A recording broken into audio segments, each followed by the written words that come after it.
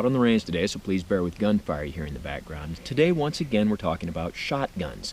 Specifically, shotguns loaded with buckshot for hunting and anti-personnel purposes. And this comes with, of course, a few caveats. One being, on previous occasions we've done presentations with titles like Introduction to Shotguns, Shotguns Don't Suck for Home Defense, and many others. So today I'm going to do a very abbreviated explanation of a few things, and for a more in-depth explanation, you can watch those previous presentations. 2, the subject of shotguns is very complex. Even with the specificity of today's title, it's something I could go on about all day. So in the interest of brevity, I'm just going to hit some of the high points. 3, even hitting just the high points, a lot of today's material is going to be dry, but I think it's useful. And 4, although today I'm talking mainly from the standpoint of hunting, I think today's material does have a lot of relevance for security or police or military applications. So with all that said, let's get started. And the first thing is the question, what is buckshot? Let me show you a close-up. Shot shells can be purchased with a wide variety of projectiles: bolos, carpet tacks, flechettes, flares, the list goes on. But the vast majority of shotgun ammunition you buy is going to be loaded with one of 3 things: birdshot, buckshot, or slugs. Birdshot is a high number of very small spheres called pellets. There's different configurations, different sizes, and different materials they're made of. The use for birdshot is in its name. Birdshot, it's made to shoot birds in flight or small fast animals like squirrels and rabbits. The concept is that with a lot of small pellets, you have a greater hit probability of hitting a bird in flight than you would with a single projectile out of a rifle. Also, as this stuff goes up in the air and comes back down, the birdshot has less potential for collateral damage than a single rifle projectile would. Now, by contrast, buckshot is a lower number of much larger pellets. Again, different sizes, different configurations, and different materials. Its use is in its name: buckshot, like a buck deer, and it's made for shooting larger game like deer or coyotes. Now, a slug, that's just one big bullet, and there's many different types. But this rifled slug, sometimes called a Foster slug, is the most common. It can be very effective for large game, and because it can turn your shotgun into a de facto rifle, it can increase your maximum effective range. Now, a couple other things about buckshot. When you're talking about the different sizes of birdshot, there's a number scale, and the larger the number, the smaller the projectile. The smaller the number, the larger the projectile. For buckshot, it's the same system except completely different. The higher the number, the smaller the projectile. The lower the number, the larger the projectile. But the scale is not the same. Number 4 birdshot and number 4 buckshot are not the same size. Now, a long time ago, I saw a display of the different sizes of buckshot, and if I remember right, the scale went up to, I think it was number 10. That's some really small buckshot. But I have never in my life seen shot shells for sale in a store that had buckshot with a number designation any higher than 4. And recently, as I was trying to look at some different buckshot charts in preparation for today's presentation, I could not find any chart that even listed a buckshot size with a number higher than 4. So if number 6 and number 8 buckshot are out there, I think it's pretty unlikely you're going to come across any. Now, in buckshot sizes, as you get down to the larger projectiles, number 1, number 0, then a 2-0 designation, then a 3-0 designation, which is even bigger. The thing about firearms is that in the world of firearms, the number 0 is typically pronounced aught, like O-U-G-H-T, aught. So when you buy buckshot and you see the size designation on the box that says 00BK, that's pronounced double aught buck. It's a .33 caliber projectile, and it's what we're going to shoot the most today because it's the most common. So now that we've seen what buckshot is and we know a little bit about it, the question comes up, why would you choose to hunt deer with buckshot as opposed to a centerfire rifle in an appropriate caliber like .30-30, .308, .30-06? There might be a bunch of reasons, but I want to cover what I would consider to be the top 3. First, because laws or hunting regulations require it. In some states in the United States, you're prohibited from hunting deer with a centerfire rifle. You have to use a shotgun. Now, in those places, the slug is usually the projectile people use, but there are some places under some conditions where buckshot is the only authorized projectile. Even in states where centerfire rifles are allowed for deer hunting, like the state I live in, there's some hunts for which centerfire rifles are prohibited. There are some agricultural hunts where you're only allowed to use archery equipment, handguns, or shotguns. And when regulations like that are put in place, it's usually for a measure of safety, because shotguns, generally speaking, have a much shorter range than rifles do. In an area where you're close to dwellings or there might be a lot of other hunters out there, the shorter range is considered safer. Now, another reason you might choose to hunt with a shotgun is because your environment dictates that it might be a good choice. You're in a lot of thick brush, you might have a very short window of seeing an animal, you might not be expecting to shoot very far. For example, I was in the field, not deer hunting, but I was in the field walking on what had been a logging road that had long since been closed to vehicular traffic. The area had been clear-cut, and now the replanted trees were about 10 feet tall and there was a lot of underbrush. About 20 yards ahead of me, a deer crosses the road. Now, if I'd tried to shoot that deer, it gave me about a 2-second window to take a shot. And taking a snapshot with a shotgun loaded with buckshot would have given me much greater hit probability than trying to get a well-aimed shot with a typical hunting rifle. And the third reason is you might hunt with a shotgun because that's the gun you have. That's what you inherited, that's what you could afford to buy, that's what you were issued. It might just be the gun you have. Now, you heard me mention that shotguns will typically have a shorter range than rifles, and the question comes up, why is that? Well, when you're using buckshot, there's quite a few reasons why that's going to have a shorter range than things like your 7mm Remington Magnum. But the two big reasons are, one, because most buckshot loads will have a velocity that's about 1,000 feet per second less than your .30-30. And the other reason is something called pattern entropy. Now let me see if I can illustrate what pattern entropy is. I've got two shoot and see targets, and I have my Remington 870 tactical shotgun with an 18.5-inch cylinder bore barrel. I have it loaded with 12-gauge 2 3/4-inch double-aught buck 9 pellet, which I would consider the ubiquitous 12-gauge buckshot load. And I'll shoot the target on your left from 15 yards and the target on your right from 30 yards, and let's see how the patterns compare.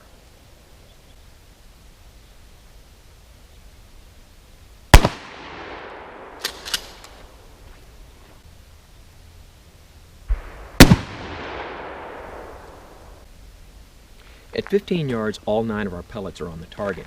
At 30 yards, only 4 of them are.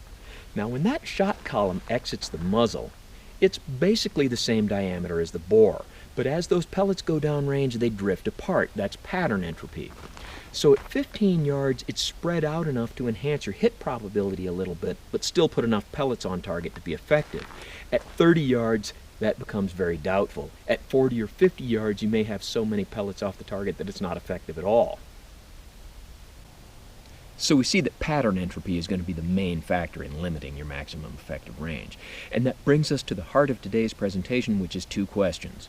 1, what can we realistically expect the maximum effective range to be of a shotgun loaded with buckshot? Well, we'll put that to the test in a couple of minutes, but I can tell you it's going to be significantly less than what it would be with your .308 rifle. And the second question is, if our maximum effective range is so limited, what, if anything, can we do to increase it? Well, to answer those 2 questions, what's our maximum effective range, how can we increase it, we first have to define what is maximum effective range. Well, if I remember correctly from basic training, maximum range is the greatest distance at which the projectile can travel and still inflict a wound. Maximum effective range is the greatest distance at which the average Marine can consistently hit a target. So if we take that and modify it for today's purposes, I'm going to define it as saying maximum range is the greatest distance the pellet can travel and still inflict a decisive wound. If it penetrates an inch, that's a wound. We need to penetrate enough to matter. And maximum effective range is going to be the greatest distance at which you, with your shotgun, or today me with my shotgun, can keep enough pellets on target to create a high probability of an incapacitating hit. Now, how many pellets is that going to be? We'll discuss that as we go along. So let's go back to the target and see what we can expect the maximum effective range to be for me with my 870 tactical shotgun. Now we have here our anatomically marked deer target, which can be unrealistic because most deer don't have anatomical markings on them, but I think he'll work well for what we're doing today. Also in the past I pointed out that he appears to be too small. This is a depiction of a mule deer with what looks like pretty good antlers, and he's quite a bit too small for that. Now maybe he accurately represents a Coues deer or maybe a yearling deer, but it's really okay if he's too small because for what we're doing today we do want to err on the side of caution. So I'm going to shoot this with our Remington 870 Tactical with its 18.5-inch cylinder bore barrel, and I'm loaded with Remington green and yellow box 12 gauge 2 3/4-inch double-aught buck 9 pellet, and I'll shoot this from 30 yards, and let's see how many pellets I can keep on this target.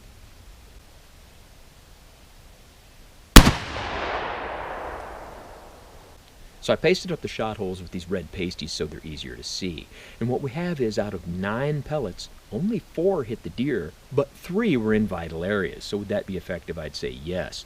But there's a degree of unpredictability to buckshot, so I'll shoot this from 30 yards again and see if we can get a consistent result.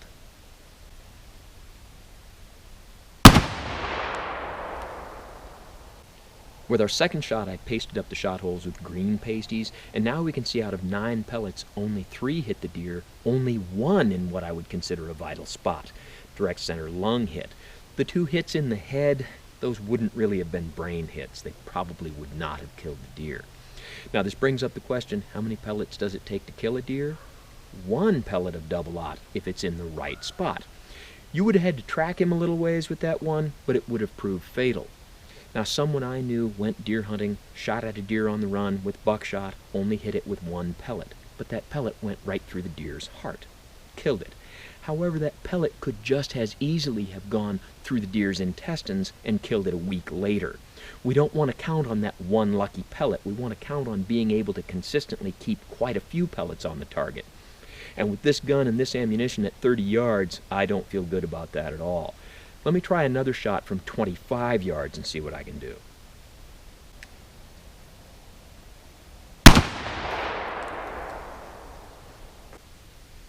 With the third shot, I pasted up the holes with the yellow pasties, and now we see out of 9 pellets, 7 hit the deer, 3 in the vital zone. But in addition to the heart-lung area hits, we see a hit in the cervical spine. That would have been incapacitating. Also, you see the hits in the leg. When trying to shoot a chest shot on a deer with buckshot, it's very common to hit pellets in the leg, and I found that when double-aught pellets hit the bone in that leg, they shatter it. So this would have been absolutely incapacitating and a fatal wound. So I feel really good about saying that with the Remington 870 Tactical with that particular 9-pellet buckshot, 25 yards is going to be our maximum effective range. The problem is 25 yards isn't much. So how can we increase that? When it comes to increasing your maximum effective range with a shotgun, there's several things you can do, and I want to discuss 2 of them. The first one being using a shotgun with a choked barrel. Now, the brief explanation is that in some shotguns, the last little bit of barrel is tapered down, it's choked down. Your shot column is smaller when it comes out the muzzle and will retain a tighter pattern at distance. The shotgun I was using had a cylinder bore barrel. That means no choke at all. So now let's switch to this Remington Model 11 12 gauge with a full choke barrel and see if that increases our maximum effective range. So we saw with the cylinder bore gun we were good at 25 but not so good at 30. So with our full choke gun we'll use the same ammunition, our Remington green and yellow box 12 gauge 2 3/4-inch double-aught buck 9 pellet, and I'll start at 30 yards and let's see how the pattern compares.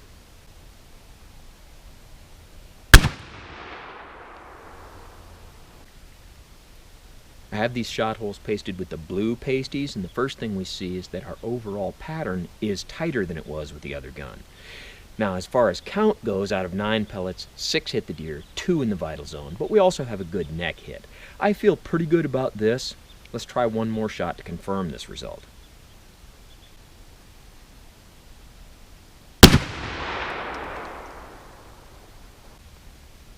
And again, we see a pretty tight pattern. Now, one of these is off the deer, but I'm going to say that if there were a whole deer here, that would have been a hit. So out of our 9 pellets, 7 hit the deer, 4 in the vital zones. That's pretty good. Let's try another shot at 35 yards.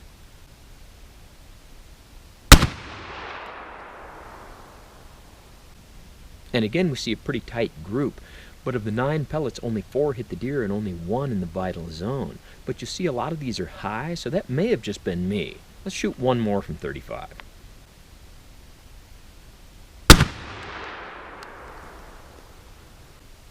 I know he's starting to look like he has Skittles pox, but this time I've covered the shot holes with the green pasties, and we see a pretty good pattern, and this time of the 9 pellets, 6 hit the deer, 3 in the vital zone, and in addition to that we still have a cervical spine hit. So with our cylinder bore barrel we see a maximum effective range of around 25. It looks like with our full choke barrel we can push that out to 35. So that seems like quite a bit better. However, that brings up another question. Let me show you what I mean. And the question is, if the full choke gun works better, why would you even bother to have a cylinder bore gun? There's a couple of reasons. One of them is the barrel. Now, not comparing the size of the guns, just the barrel length, the full choke is quite a bit longer, and it can be more unwieldy. Another reason is because sometimes the full choke barrel can work against you. Let me show you what I mean. I've got our 2 shoot-and-see targets, and this time I'll shoot them from 15 yards with our double-aught buck 9 pellet, and I'll shoot the one on your left with the 870 cylinder bore, and the one on your right with the Model 11 with its full choke barrel, and let's see how the patterns compare.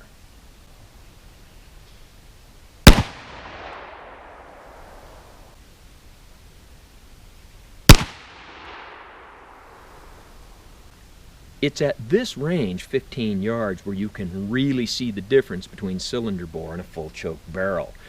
This pattern has spread out enough that it will enhance your hit probability a little bit when you're trying to shoot a running animal. This really won't. This doesn't give you much more hit probability than just using a rifle. Where you really see the advantage of the cylinder bore barrel is using bird shot, trying to hunt birds like grouse or quail that can sometimes fly up from practically under your feet, and at close ranges this is going to give you a better chance of hitting that bird in flight than the full choke barrel would. But by contrast, the full choke barrel really has an advantage, as we've seen, in increasing your maximum effective range for deer hunting with buckshot, or with bird shot when you're hunting things like geese or ducks that can tend to be a lot farther away. The full choke is a big advantage over the cylinder bore. So you can see there are advantages and disadvantages to different types of choke. Now, I said that one way to increase your maximum effective range is to switch to a shotgun with a full choke barrel. But I also said sometimes you use a shotgun because that's the only gun you have. So when you don't have the option of going to a full choke barrel, the second way to increase your maximum effective range with buckshot is use more shot. Now, we've been using double-aught buck 9 pellet. This is Remington green and yellow box 12 gauge 2 3/4 inch double-aught buck 12 pellet. Now, that's only 3 more pellets, but going from 9 to 12 is a 33% increase. So with our cylinder bore gun on this target, we saw that I was doing okay at 25 and I wasn't really confident with it at 30 yards. So now that I've got this loaded with the 12 pellet buckshot, let's try this target at 30 yards and see if we can do any better.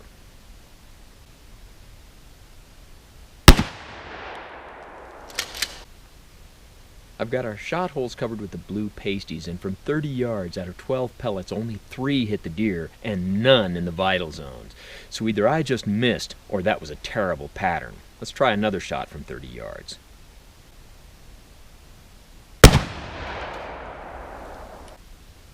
Now we have our shot holes covered with the red pasties, and out of 12 pellets, 5 hit the deer, 3 in the vital zone.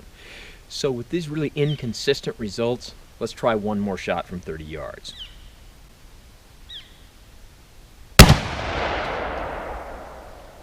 Now I have our shot holes covered with the green pasties, and out of 12 pellets, 5 hit the deer, 1 in the vital zone.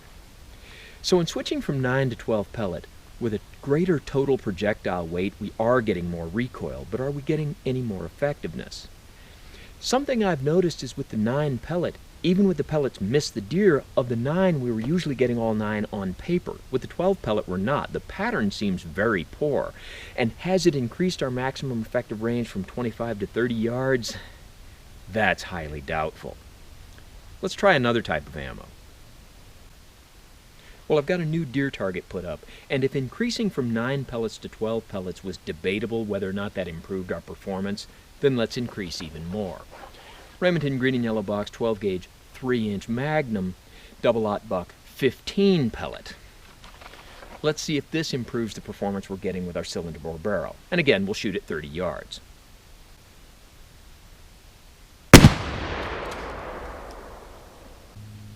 So with 15 pellets, 5 hit the deer, 2 in the vital zone, plus the bonus of a cervical spine shot. Let's try another shot from 30 yards.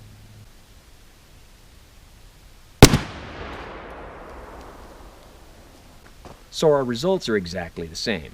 15 pellets, 5 hits, 2 in the vital zone. So it looks like adding pellets is not helping us increase our maximum effective range. Why? Because with some guns and some ammunition and some combinations thereof, adding pellets does not make the pattern denser. It just makes the pattern bigger. And that might provide an advantage when you're shooting at a moving target. You'll have greater hit probability just with a very big pattern. It increases your margin of error. But it doesn't look like it's helping us increase our maximum effective range. There's also the downside of the 15 pellet ammunition has a lot more recoil, and this 3-inch Magnum ammunition, although there are some shotguns with 3.5 or 3-inch chambers, a lot of shotguns only have a 2 3/4-inch chamber and can't shoot this ammunition. Then there's the downside of the advertised velocity on the box of this ammunition is 1,225 feet per second. The advertised velocity on the box of the 9-pellet ammunition is 1,325. So the 3-inch Magnum ammunition has a velocity 100 feet per second less. That's significantly less. So although for some people in some situations with some guns this might provide an advantage, it doesn't look like it's helping me out at all. Now there is another way to increase your pellet count. Let me show you what I mean.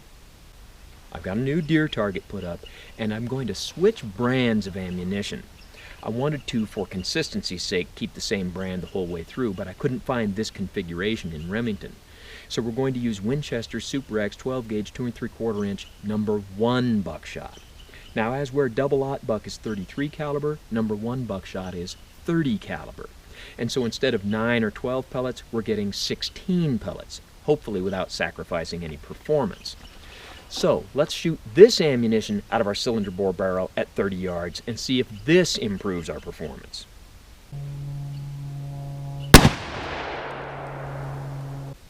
Now, one of these hits was off the paper, but again, if we had a whole deer, that would be a hit.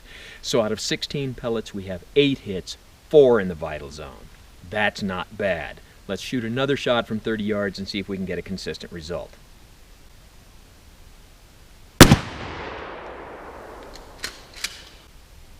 Now again, we have 1 off paper, but if we had a whole deer, I would count that as a hit. So out of 16 pellets, we have 10 hits. There's only 1 in the vital zone, and the 2 hits in the head, I don't know how effective those would be. I don't think those would be brain hits, but they sure wouldn't do the deer any good. So it looks like we found a good way to increase our maximum effective range with our cylinder bore barrel from 25 to 30 yards. Let's try one shot at 35 yards and see how we do. So I put up a new piece of cardboard and a new target, and you can see we've gotten some snow. So let's shoot this target from 35 yards with our 16 pellets of number 1 buck and see what kind of pattern we get.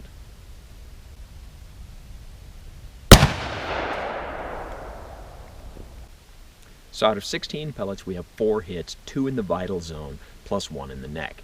Now let's try another shot from 35 yards and see if we can get a consistent result.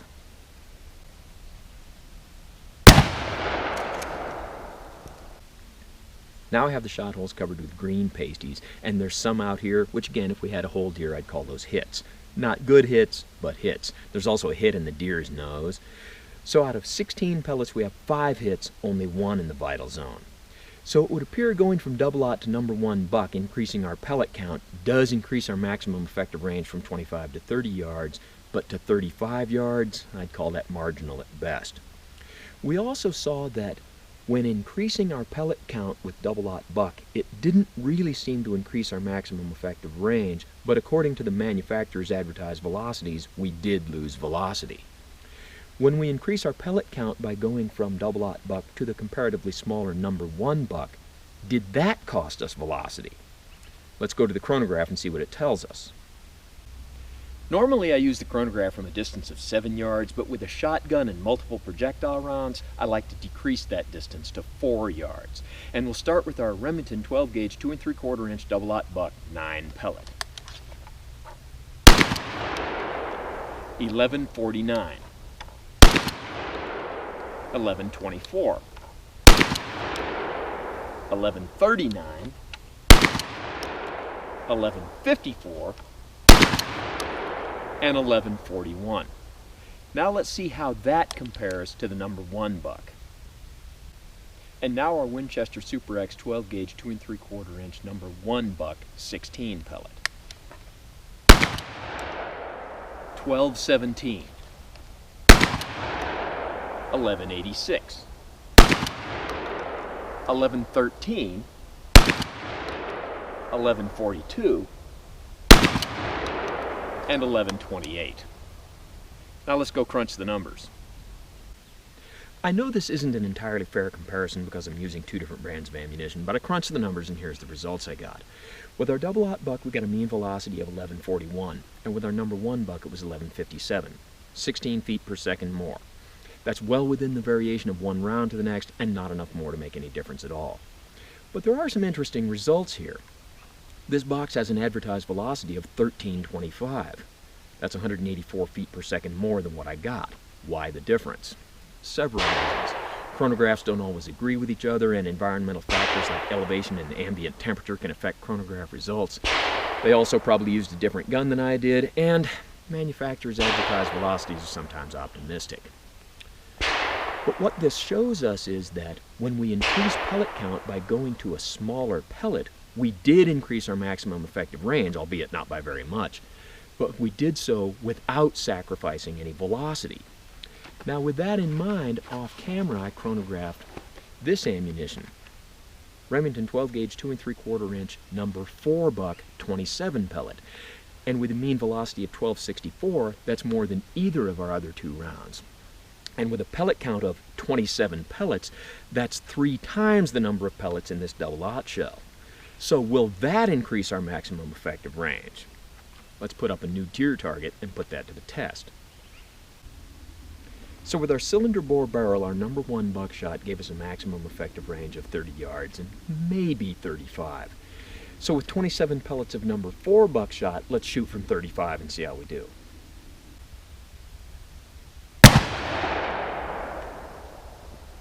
I have the shot holes covered with the yellow pasties, and there's one out here, so again, if we had a whole deer target, that'd be a hit. So out of 27 pellets, we have 9 hits. Only 1 in what is considered the vital zone, but we do have some impacts in the neck and head. Let's try another shot from 35 yards.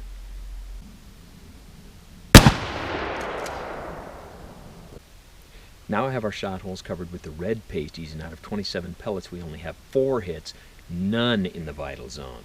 That's a very poor result. So let's try one more shot from 35 yards.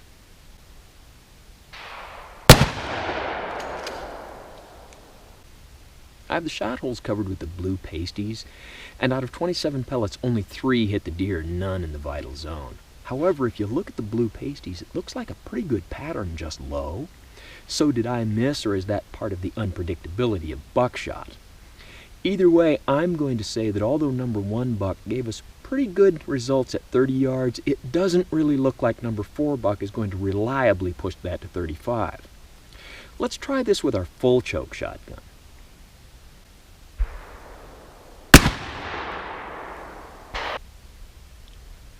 With my Model 11 with its full choke barrel, out of 27 pellets I got 12 hits, 4 in the vital zone. However, I shot this target from 40 yards. Let's try a shot from 45.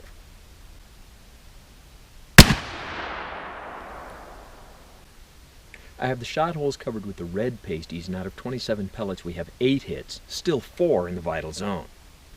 Let's try a shot from 50 yards.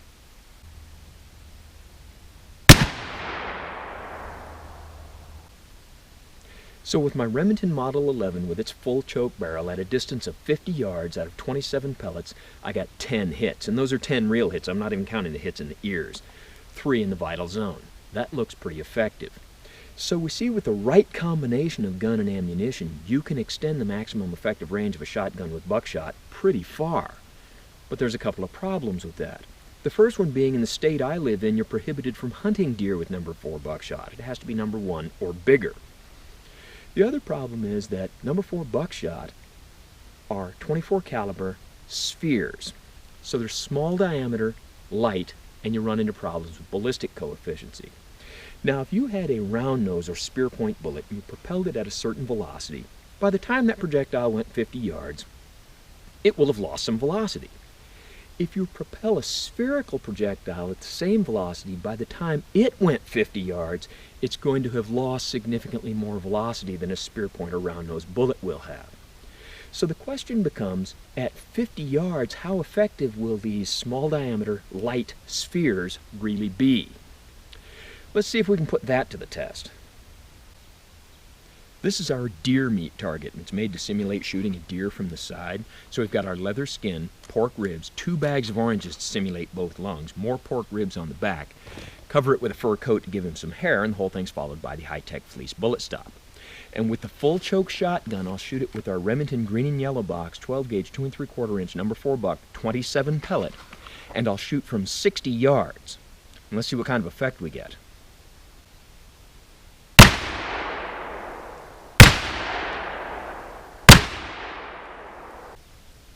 Well, I disassembled our meat target, and as I suspected, trying to shoot a fairly small target at 60 yards, not all that many pellets hit it. I counted 6 entrance holes. Of those 6 pellets, none made it through to the ribs on the back of the target. Only 1 made a hole in an orange in our second bag of oranges. And although there's a few pellets in the oranges in the first bag, the damage is not anything I'd call extensive. So although we see with our full choke shotgun and number 4 buckshot it can keep a lot of pellets on that deer target at 50 yards, at distances like 50 and 60 yards, the effectiveness on the target is something I'm going to call questionable. So let's put together a new meat target, and I'll shoot it with double-aught buck from 60 yards and see how we do.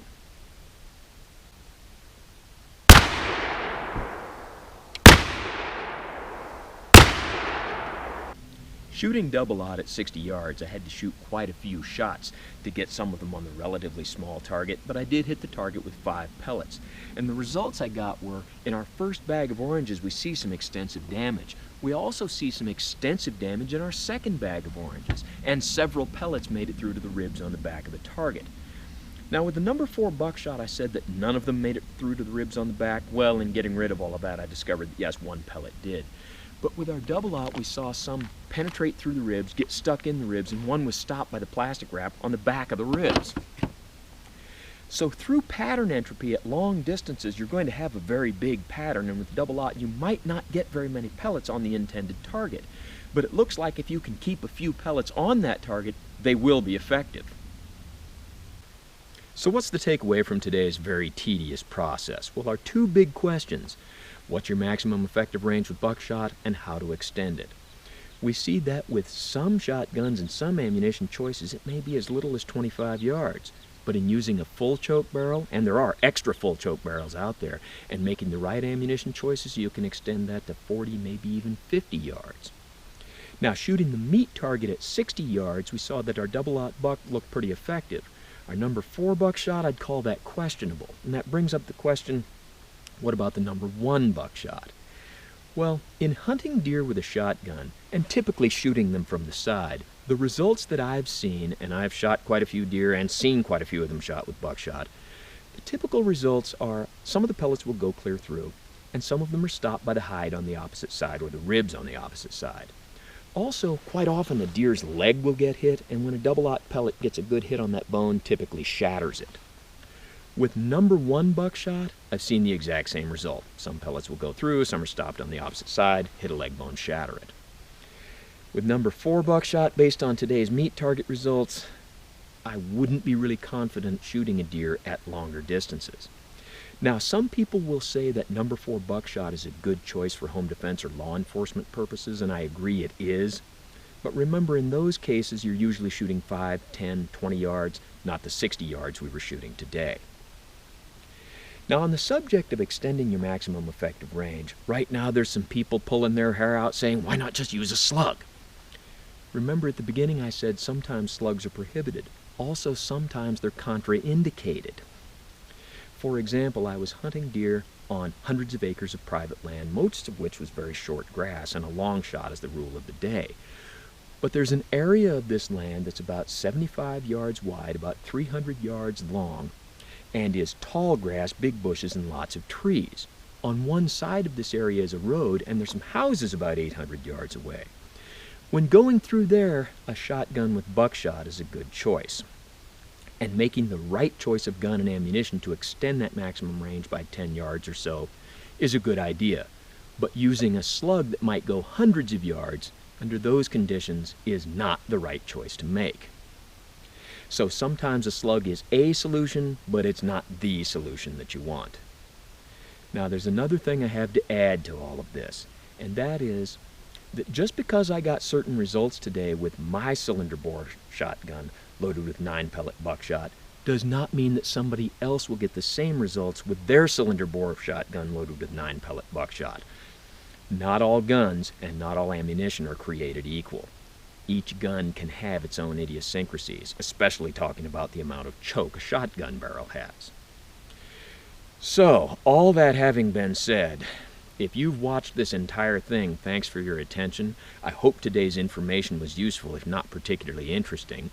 Don't try this at home on what you call a professional, and thanks for watching the Shotgun Loaded with Buckshot video.